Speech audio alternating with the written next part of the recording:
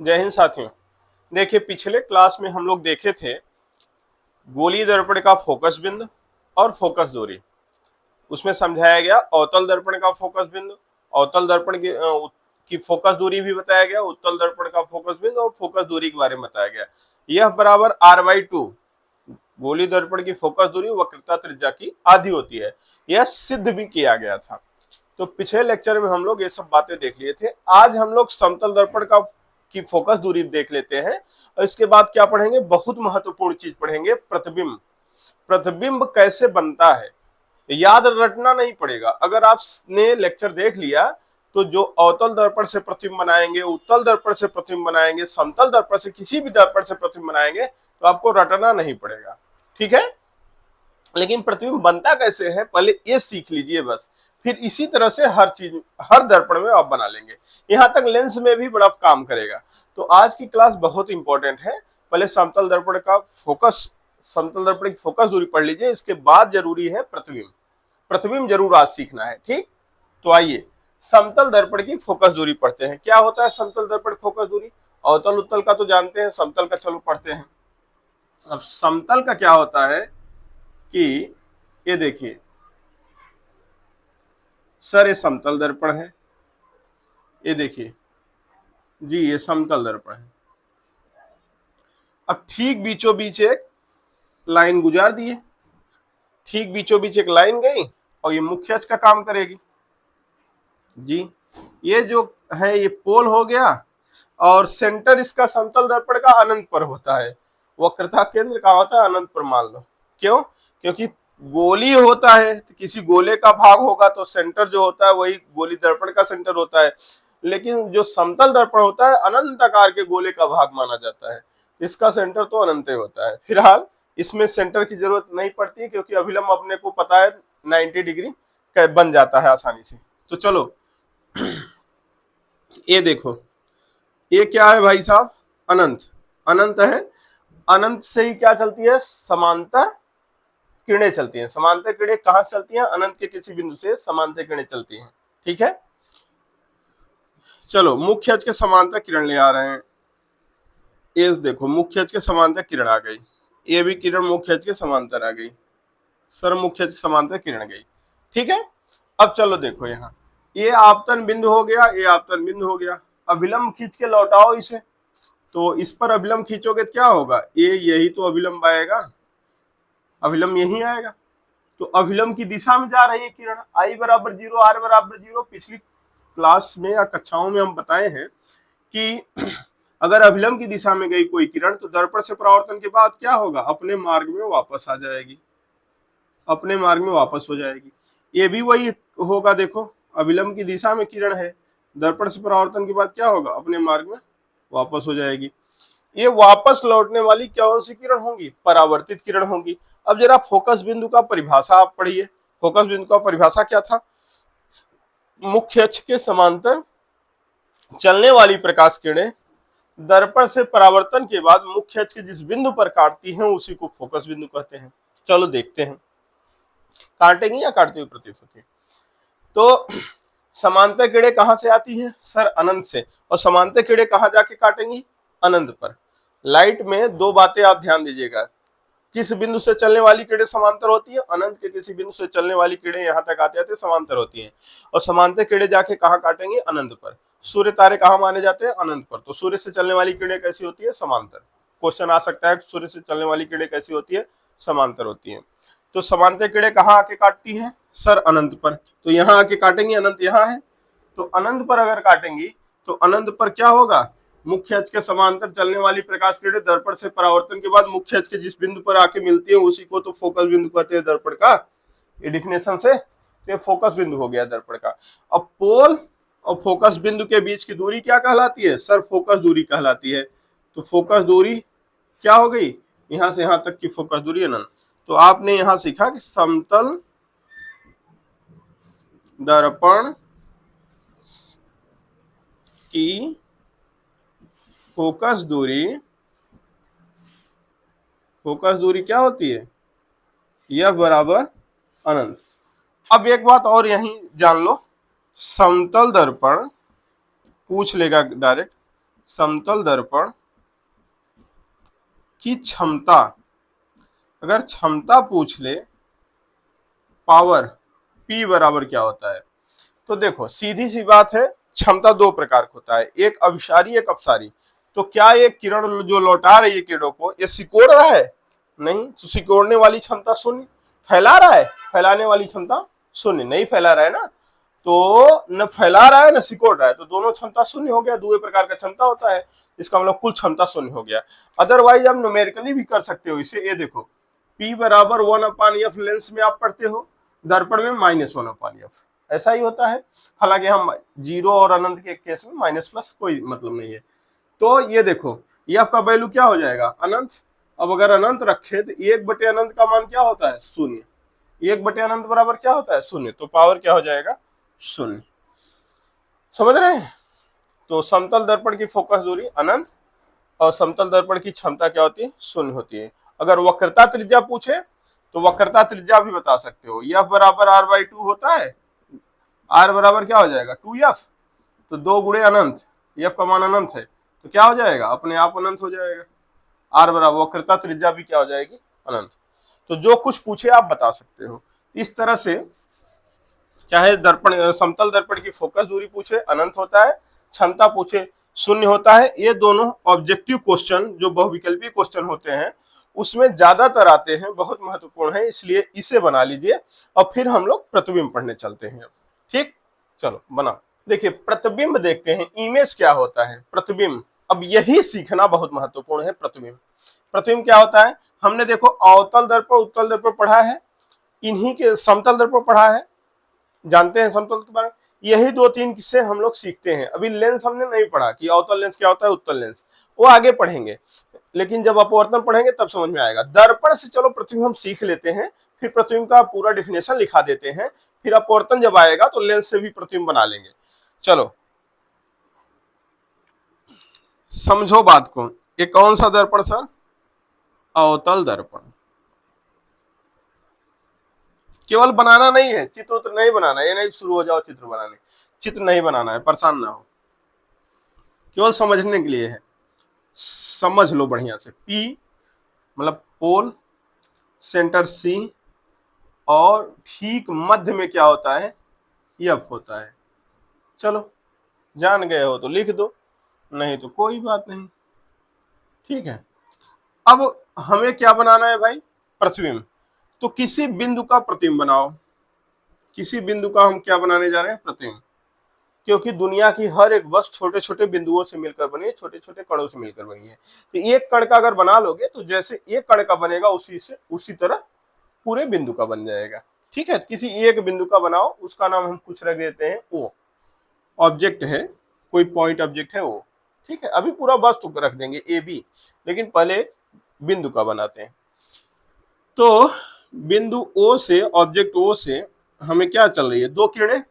किसी बिंदु का प्रतिबिंब बनाने के लिए कम से कम उस बिंदु से दो किरणें चलनी चाहिए।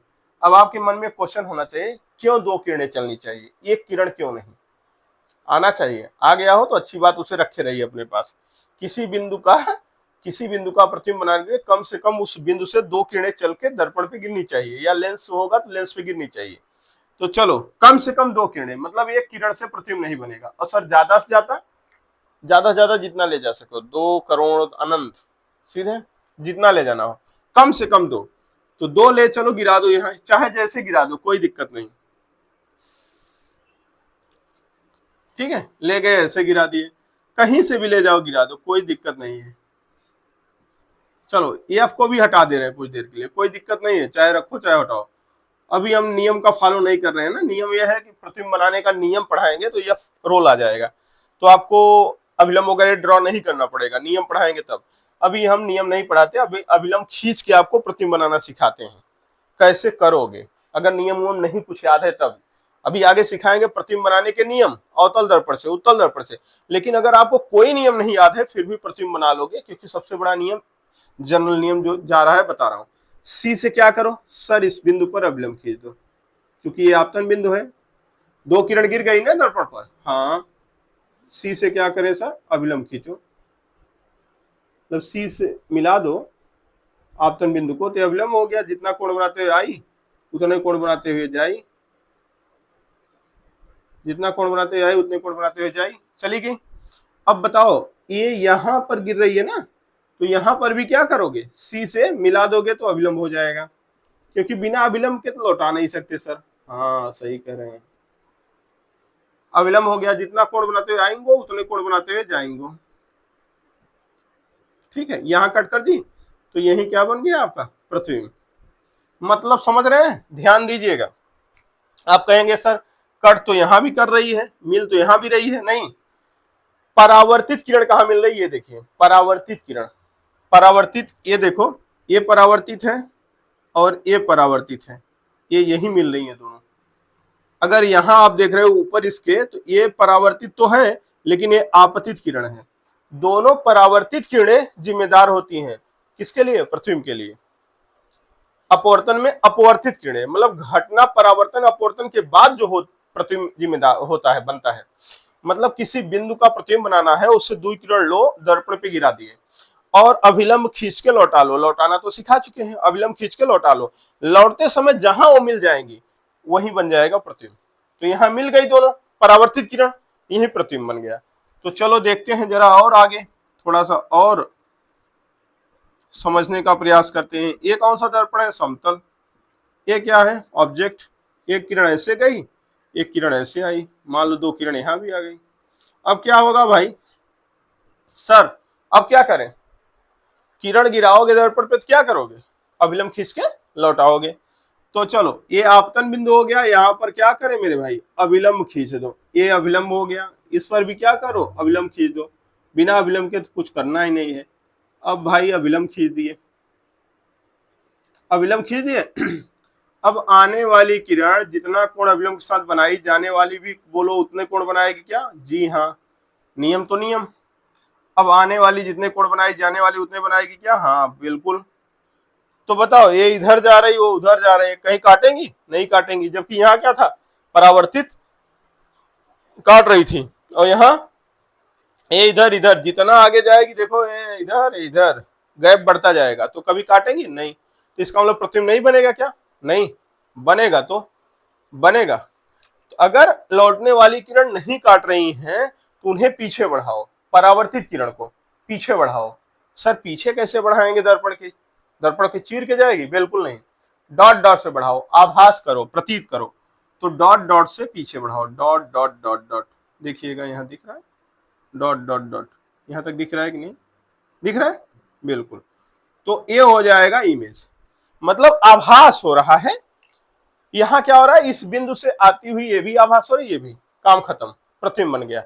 अब प्रतिबिंब का कितना प्यारा नन्हा सा डिफिनेशन है, देख लो, इसी में सब याद हो जाएगा, रटना नहीं पड़ेगा। क्या, किसी बिंदु वस्तु से, किसी बिंदु वस्तु से चलने वाली प्रकाश किरणें, चलने वाली प्रकाश किरणें, देखो दोनों में चलने, तीर देख लो, चलने वाली प्रकाश किरणें, दर्पण से परावर्तन के बाद, ये देखो परावर्तन हुआ, ये देखो परावर्तन हुआ, यहां देखो परावर्तन हुआ, यहां देखो परावर्तन हुआ, परावर्तन के बाद जिस बिंदु पर वास्तव में मिलती हैं या मिलती हुई प्रतीत होती हैं उसी बिंदु को प्रतिबिंब कहते हैं। कितना प्यारा नन्हा से डिफरेंस, देखो फिर से, किसी बिंदु से चलने वाली प्रकाश किरणें, किसी बिंदु से चलने वाली प्रकाश किरणें, दर्पण से परावर्तन के बाद, परावर्तन के बाद दर्पण बोले हैं, सब दर्पण आ गया, उत्तल अवतल समतल सब, जिस बिंदु पर मिलती हैं या मिलती हुई प्रतीत होती हैं उसी बिंदु को क्या कहते हैं, प्रतिबिंब कहते हैं। कितना प्यारा है, समझ में आया। यहाँ क्या हो रही है, वास्तव में मिल रही है किरण लौटने के बाद। यहाँ क्या हो रही है, सर यहाँ तो वास्तव में नहीं मिल रही, मिलती हुई आभास हो रही है। तो जब वास्तव में मिलती है इस प्रतिबिंब को कहते हैं वास्तविक प्रतिबिंब। क्यों, क्योंकि वास्तव में मिल रही है, इसलिए इसका नाम क्या है, वास्तविक प्रतिबिंब। और भाई साहब वहां क्या हो रही है, इसे अंग्रेजी में कहते हैं रियल इमेज, तो ध्यान दीजिएगा, रियल इमेज। वहां क्या, पड़ोस में क्या हो रही है, पड़ोस में तो मिलती हुई प्रतीत हो रही है, तो इसे क्या कहेंगे, आभासी प्रतिबिंब। उसे क्या कहेंगे, आभासी प्रतिबिंब, आभासी प्रतिबिंब, देख लो दिखना चाहिए वैसे, आभासी प्रतिबिंब, अंग्रेजी में बोलेंगे वर्चुअल इमेज, वर्चुअल इमेज, ठीक है, वर्चुअल इमेज, आभासी प्रतिबिंब। क्यों? क्योंकि आभास हो रही है। बताओ, अब इसका मतलब प्रतिबिंब कितने प्रकार का हो गया? अब पूछेगा प्रतिबिंब कितने प्रकार का, तो कहोगे दो प्रकार का, एक वास्तविक हो गया, एक आभासी हो गया। वास्तविक प्रतिबिंब की डिफिनेशन बताओ, आभासी प्रतिबिंब का डिफिनेशन बताओ। अब परीक्षा में क्या पूछता है, पूछेगा प्रतिबिंब से आप क्या समझते हैं, वास्तविक और आभासी प्रतिबिंब में अंतर स्पष्ट कीजिए। एक क्वेश्चन हो गया। दूसरा क्वेश्चन क्या है, वास्तविक और आभासी प्रतिबिंब में अंतर स्पष्ट कीजिए, केवल इतना ही पूछ लेगा। तीसरा क्वेश्चन पूछेगा प्रतिबिंब से आप क्या समझते हैं, वास्तविक प्रतिबिंब समझाइए। चौथा पूछेगा प्रतिबिंब से आप क्या समझते हैं, आभासी प्रतिबिंब समझाइए। इस तरह से कई तरह से सवाल बना सकते हैं। तो आप सबका डिफिनेशन क्लियर रहेगा, सब कुछ जानते रहेंगे, तो चाहे जो पूछे आप लिख देंगे। बताओ डिफिनेशन कितना प्यारा है। और उसी एक डिफिनेशन में दोनों की अलग अलग परिभाषाएं हैं। एक के साथ दो फ्री बोरो प्लस का जुड़ा ऑफर आज भी मिलेगा आपको। प्रतिबिंब पढ़ोगे, वास्तविक आभासी उसी में छुपे हुए हैं।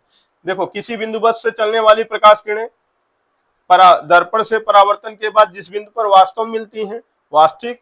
किसी बिंदु से चलने वाली प्रकाश किरणें दर्पण से परावर्तन के बाद जिस बिंदु पर मिलती हुई प्रतीत होती है, आभासी। काम खत्म। अब वास्तविक आभासी में अंतर और भी है, दो अंतर कम से कम और हम लिखाएंगे, तो अभी समझा देंगे, लिखाएंगे, टेंशन ना लो, ठीक है। क्या? देखो वास्तविक क्या होता है, इधर देखो, वास्तविक क्या होता है। अगर हम यहां वस्तु रख दिए, वस्तु क्या हो गया, ए बी, वस्तु क्या हो गया, ए बी, तो बी सिरा क्या बन गया है, यहां बना है ना, ऊपर वाला बिंदु का बना है ना, बी सिरा यहां बना है, तो ये हो गया 20 का बी डैश, और ए सिरा कहाँ है, इस मुख्य अक्ष पर है, तो ऐसे मिला दो, क्योंकि वास्तविक है इसलिए वास्तव में ए डैश। और यहां भाई साहब अगर रख दो ए बी, देखो आमने सामने बन रहा होगा ए बी, तो इसका आमने सामने ही बना दो, ए डैश बी डैश।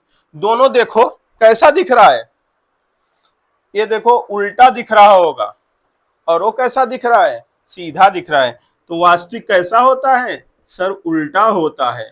और आभासी कैसा होता है, सीधा होता है। क्या सदैव होता है, हाँ सदैव उल्टा होता है, सदैव सीधा होता है। और बताओ, और कुछ बात है, यहाँ वास्तव में किरण मिल रही है, वहां आभास हो रही है। और कोई बात, और एक बात है, पर्दे में रहने दो, पर्दा ना हटाओ। इसे पर्दे पर प्राप्त किया जा सकता है, यहाँ पर्दा लगा सकते हो, इसे पर्दे पर प्राप्त किया जा सकता है, दीवार पर प्राप्त किया जा सकता है, प्लेट पर प्राप्त किया जा सकता है। क्यों? क्योंकि किरण वास्तव में आकर यहाँ मिल रही है, तो पर्दा लगाओगे तो पर्दों पे आके किरण मिलेगी। ये भैया यहाँ कहाँ किरण मिल रही है, यहाँ तो जा ही नहीं रही है। जैसे समतल दर्पण समझ रहे हो, घर में जो आईना है जिसमें देखते हो अपना चेहरा, वही समतल दर्पण है। तो जो प्रतिबिंब होता है कहाँ बनता है, आईने के अंदर, और आईने के अंदर ले जाके पर्दा लगाओ, दर्पण के अंदर कहाँ पर्दा लगाओगे। तो यहाँ तो किरण आभास हो रही है, तो यहाँ पर्दा कहाँ लगाओगे बताओ। इसे पर्दे पर प्राप्त नहीं किया जा सकता, जबकि इसे पर्दे पर प्राप्त किया जा सकता है। तो इसे पर्दे पर प्राप्त किया जा सकता है, और इसे पर्दे पर क्रॉस कर दिया, इसका मतलब नहीं किया जा सकता। तो ये अंतर भी हो गया वास्तविक आभासी प्रतिबिंब में अंतर। और ये अंतर बहुत जरूरी है न्यूमेरिकल लगाने के लिए, न्यूमेरिकल में यही सब बहुत काम की चीज होगी, तो ध्यान से समझिए। अब बताओ, सब कुछ हम आज की क्लास का आपको बता दिए, प्रतिबिंब क्या होता है समझा दिए, और वास्तविक क्या होता है, आभासी क्या होता है, और वास्तविक और आभासी में अंतर क्या होता है, यही सब लिख दोगे। चाहे जिस तरह से घुमा के सवाल पूछे, आपका काम हो जाएगा। तो चलो पहले हम प्रतिबिंब लिखते हैं, फिर वास्तविक आभासी में अंतर स्पष्ट करेंगे। रुके, प्रतिबिंब लिखते हैं। क्या है डिफिनेशन, देखो, किसी बिंदु वस्तु से, अब आपको समझ में आएगा कि सर ये तो केवल दर्पण समझाए हैं, अवतल समतल लेंस से भी तो बनता है। हाँ लेंस से भी बनता है, लेकिन यहाँ क्या हो रहा है, परावर्तन। यहाँ क्या हो रहा है सर, दर्पण में क्या होता है, परावर्तन। और ठीक लेंस में भी इसी तरह से बनता है, जैसे उत्तल लेंस है, तो उत्तल लेंस में यहाँ कोई वस्तु है, तो ये पॉइंट ऑब्जेक्ट है, बस बिंदु वस्तु, यहाँ जाके प्रतिबिंब बन जाएगा उसका, ठीक है, इमेज। और अवतल लेंस होता है, क्यों कैसे बनता है वहां पढ़ाएंगे, जब अवतल उत्तल पढ़ाएंगे। तो ये देखो ऐसे भाग जाएगा, ये ऐसे भाग जाएगा, पीछे बढ़ाओगे तो यहाँ मिलता वो प्रतिबिंब होगा ओ, यहाँ आभास हो रहा है, यहाँ वास्तव में है। तो ये घटना जो हो रही है ये कहलाती है अपवर्तन। तो वहां अपवर्तन चूंकि अभी पढ़े नहीं है, आगे पढ़ेंगे। तो यहाँ परावर्तन होता है दर्पण में, लेंस में अपवर्तन होता है।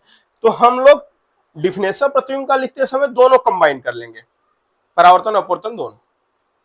अपवर्तन आगे पढ़ेंगे तो काम हो जाएगा, कैसे हुआ ये चीज हम आगे समझेंगे लेंस में। तो डिफिनेशन में क्या लिखेंगे, किसी बिंदु वस्तु से चलने वाली प्रकाश किरणें, सब देखो प्रकाश किरणें सब में कॉमन है, किसी बिंदु वस्तु से चलने वाली प्रकाश किरणें परावर्तन या अपवर्तन के बाद, परावर्तन या अपवर्तन के बाद जिस बिंदु पर वास्तव में मिलती हैं या मिलती हुई प्रतीत होती हैं, उसी बिंदु को प्रतिबिंब कहते हैं। इतना सिंपल सा डेफिनेशन है। सोचो, किसी बिंदु वस्तु से चलने वाली प्रकाश किरणें, चित्र नहीं बनाना है, प्रकाश किरणें परावर्तन, और ये डिफिनेशन पूरे जीवन लिखने काम आएगा, ये भी ध्यान देना। हाई स्कूल से लेकर इंटर में भी यही लिखना है, दुनिया में जब भी कोई फिजिक्स पढ़ना प्रतिबिंब आए यही लिखना, और जो मैं यहाँ बता दे रहा हूँ वही पूरे लाइफ लिखना, कोई डिफिनेशन। ये नोट तुम्हारा पूरी जिंदगी काम देने वाला है। किसी बिंदु वस्तु से चलने वाली प्रकाश किरणें परावर्तन या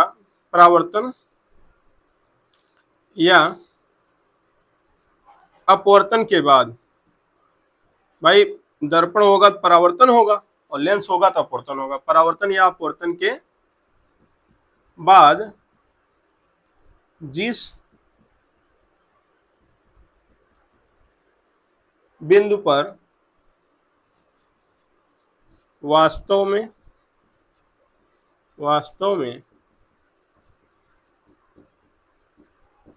मिलती हैं या मिलती हुई प्रतीत होती हैं, मिलती हुई प्रतीत होती हैं, जिस बिंदु पर वास्तव में मिलती हैं या मिलती हुई प्रतीत होती हैं, उसी बिंदु को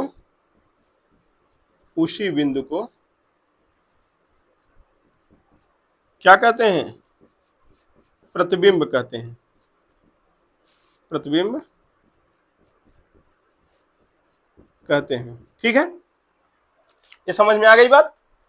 तो बस इतना लिख लो। अब ये चित्र उत्र बनाना नहीं, आपके समझने के लिए मैं लिखा हूं, आप एक बार ढंग से देख लीजिए, क्योंकि अभी हम प्रतिबिंब दो प्रकार का बनाएंगे, वास्तविक आभासी लिखेंगे, तो ये सब बातें लिखेंगे। वास्तविक प्रतिबिंब सदैव उल्टा होता है, आभासी प्रतिबिंब सदैव सीधा होता है, इसे पर्दे पर प्राप्त किया जा सकता है, उसे पर्दे पर प्राप्त नहीं किया जा सकता। ये बातें हम समझा चुके हैं। तो हम अभी प्रतिबिंब का जो अंतर स्पष्ट करेंगे तो सीधा लिख देंगे, कहां से आया आपको समझ में आ जाना चाहिए। तो चाहो तो आप स्क्रीनशॉट ले लो, ताकि ये सब सामने रहेगा, बाद में समझने काम देगा। और लिखना तो परीक्षा में क्यों लिखना है, प्रतिबिंब पूछेगा यहां तक लिख के फिर आगे चले जाना है। ठीक, तो लिखो जरा इसे। देखो प्रतिबिंब कितने प्रकार के होते हैं, प्रतिबिंब दो प्रकार का होता है, वास्तविक प्रतिबिंब, आभासी, रियल इमेज, वर्चुअल इमेज, अभी अभी आपको बताए थे। तो प्रतिबिंब क्या होता है समझा दिए। प्रतिबिंब के प्रकार में सबसे पहला वास्तविक का डिफिनेशन क्या है उसे देख लो। वास्तविक प्रतिबिंब क्या होता है, परावर्तित या अपवर्तित किरणें वास्तव मिलती हैं। इसमें क्या होता है, परावर्तित या अपवर्तित किरणें वास्तव मिलती हैं, या पूरा डिफिनेशन लिख दो, किसी बिंदु वस्तु से चलने वाली प्रकाश किरणें परावर्तन या अपवर्तन के बाद जिस बिंदु पर वास्तव मिलती हैं उसे वास्तविक प्रतिबिंब कहते हैं। पूरा डिफिनेशन लिख दे रहे हैं, कोई दिक्कत नहीं। और अंतर लिखना है केवल इतना लिख सकते हो, परावर्तित या अपवर्तित किरणें यहाँ वास्तव मिलती हैं या मिलती हुई प्रतीत होती हैं। तो चलो पूरा डिफिनेशन लिख दे रहे हैं, किसी बिंदु वस्तु से चलने वाली प्रकाश किरणें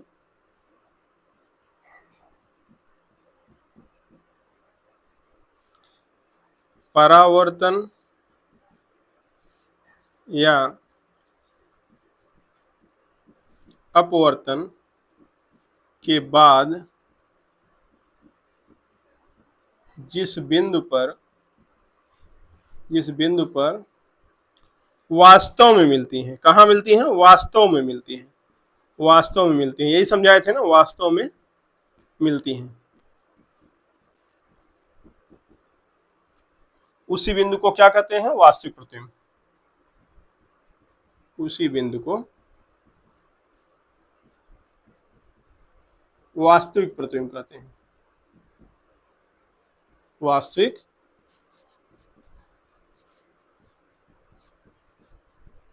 प्रतिबिंब कहते हैं, उसी बिंदु को वास्तविक प्रतिबिंब कहते हैं। वास्तविक प्रतिबिंब क्या होता था, बोलो, अभी याद होगा, वास्तविक प्रतिबिंब सदैव उल्टा बनता था। वास्तविक प्रतिबिंब सदैव उल्टा बनता है, उल्टा बनता है। तीसरा क्या हो गया, इसे पर्दे पर प्राप्त किया जा सकता है, इसे पर्दे पर प्राप्त किया जा सकता है।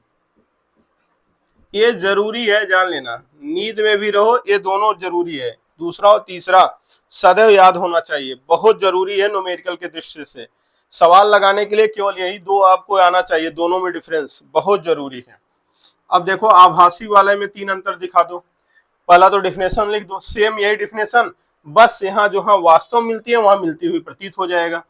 ध्यान देना, किसी बिंदु वस्तु से चलने वाली प्रकाश किरणें, चलने वाली प्रकाश किरणें परावर्तन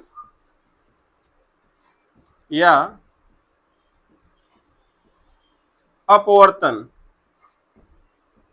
के बाद जिस बिंदु पर मिलती हुई, बोलो मिलती हुई बोला करो वहीं, मिलती हुई प्रतीत होती है। अगल बगल वाले कंफ्यूज हो जाए, क्या बोल रहा है, हैं? बोलना जरूरी है। बिंदु पर मिलती हुई प्रतीत होती है, उसी बिंदु को आभासी प्रतिबिंब कहते हैं, आभासी प्रतिबिंब कहते हैं। क्यों भाई, क्यों आभासी कहते हैं, क्योंकि यहां मिलती हुई प्रतीत होती है, प्रतिबिंब कहते हैं। ये क्यों इतना डिफिनेशन लिख दिए, इसलिए लिख दिए मेरे भाई कि अगर गलती से अलग से पूछ लिया कि आभासी प्रतिबिंब से क्या समझते हैं, पूरा डिफिनेशन लिख देना, और जो अंतर लिखा रहा हूं ये भी लिख देना, पूरा लाइन छोड़, काम खत्म। वास्तविक पूछ लिया तो पूरा लिख देना है, अंतर पूछ लिया तो अंतर लिख देना है, इसलिए पूरा डेफिनेशन लिख दिए। अदरवाइज क्या लिखते, केवल इतना लिख देते, काम चल जाता। परावर्तित या अपवर्तित किरणें वास्तव में मिलती हैं, यहाँ लिख देते परावर्तित या अपवर्तित किरणें मिलती हुई प्रतीत होती है, हो गया अंतर। और यहाँ हो जाता है वास्तविक प्रतिबिंब सदैव उल्टा बनता है, यहाँ सदैव सीधा बनता है, यहाँ पर्दे पर प्राप्त किया जा सकता है, यहाँ पर्दे प्राप्त नहीं किया जा सकता, काम खत्म। तो अंतर तो बहुत आसान था, लेकिन पूरा हम बड़ा कर दिए हैं, तो आप भी बड़ा कर दीजिएगा। आभासी प्रतिबिंब सदैव सीधा बनता है, सीधा बनते हैं, सदैव सीधा बनते हैं। तीसरा क्या है भाई, इसे पर्दे पर प्राप्त नहीं किया जा सकता, इसे पर्दे पर, इसे पर्दे पर प्राप्त नहीं किया जा सकता, नहीं किया जा सकता। अभी क्वेश्चन पूछने वाले में बहुत इंपॉर्टेंट है, ध्यान दीजिए, नहीं किया जा सकता, नहीं किया जा सकता, नहीं किया जा सकता, ठीक है, हो गया, इसे पर्दे पर प्राप्त नहीं किया जा सकता।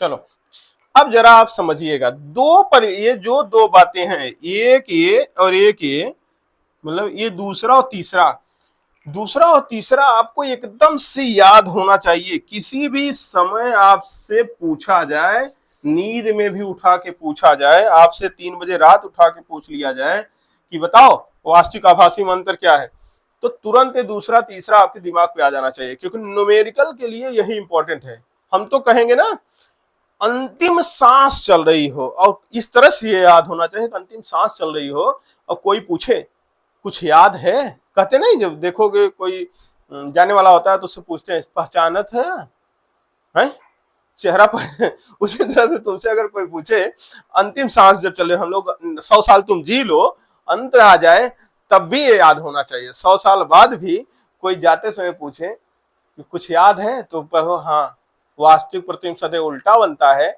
और आभासी प्रतिबिंब सदैव सीधा बनता है। वास्तविक को पर्दे पर प्राप्त किया जा सकता है, आभासी को पर्दे पर प्राप्त नहीं किया जा सकता।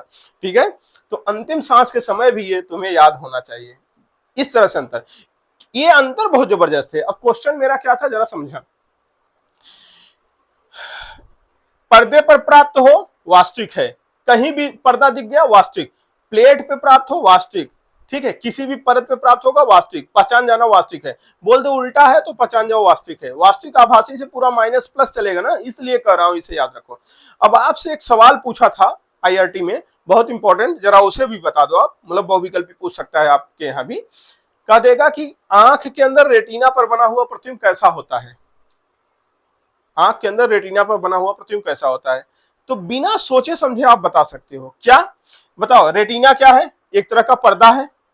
रेटिना क्या है? एक तरह का पर्दा है। और पर्दे पर बना प्रतिबिंब कैसा होता है? सर वास्तविक होता है। और वास्तविक कैसा होता है? उल्टा होता है।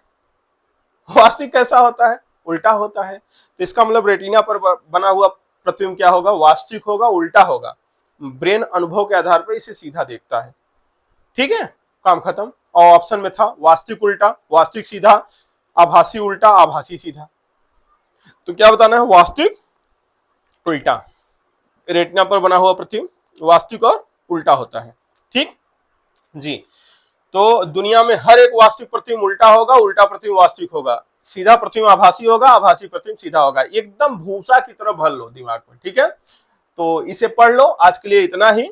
और प्रतिबिंब क्या होता है, कैसे बनता है, हमने समझा दिए। अब हम लोग पढ़ेंगे अगले क्लास में क्या, प्रतिबिंब बनाने के नियम। किससे? गोली दर्पण से। अवतल से भी पढ़ेंगे, उत्तल से भी। और फिर बनाएंगे अवतल दर्पण से प्रतिबिंब, जो 6 तरह का प्रतिबिंब बनता है। उत्तल दर्पण से प्रतिबिंब बनाएंगे, और याद नहीं करना पड़ेगा, कोई खुद आराम से समझ में आ जाएगा। फिर गोली दर्पण की फोकस दूरी का सूत्र आएगा, और चिन्ह परिपाटी आएगी, कैसे माइनस प्लस लिया जाता है, ये सब समझाएंगे। रेखीय आवर्धन आएगा। दर्पण वाला पोर्शन खत्म होगा, फिर अपवर्तन शुरू हो जाएगा।